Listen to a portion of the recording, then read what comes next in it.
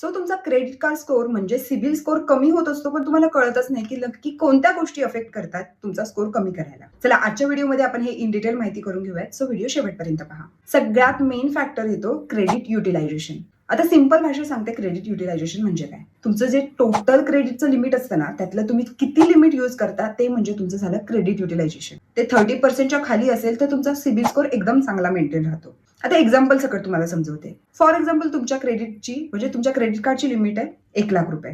तुम्ही युज करताय 40,000 महिन्याला. म्हणजे तुम्ही किती युज केलं? 40%. आता आपलं बोलणं काय झालं होतं की 30%च्या आतच पाहिजे. म्हणजे हे थोडंसं खराब झालं. आता हे वाईट का असतं? बेसिकली जेव्हा तुम्ही क्रेडिट कार्ड जास्त युज करता तेव्हा बँकला वाटतं की तुम्ही क्रेडिटवरती जास्त डिपेंड आहे. डिफॉल्ट रिस्क त्याच्यामुळे वाढते आणि ऑटोमॅटिकली तुमचा क्रेडिट कार्ड स्कोर कमी होतो. सो आता याच्या पुढे क्रेडिट कार्ड युज करताना या सगळ्या गोष्टी लक्षात ठेवा. हा व्हिडिओ जास्तीत जास्त लोकांपर्यंत शेअर करा आणि अशाच व्हिडिओसाठी आपल्या चॅनलला आत्ता सबस्क्राईब करून ठेवा.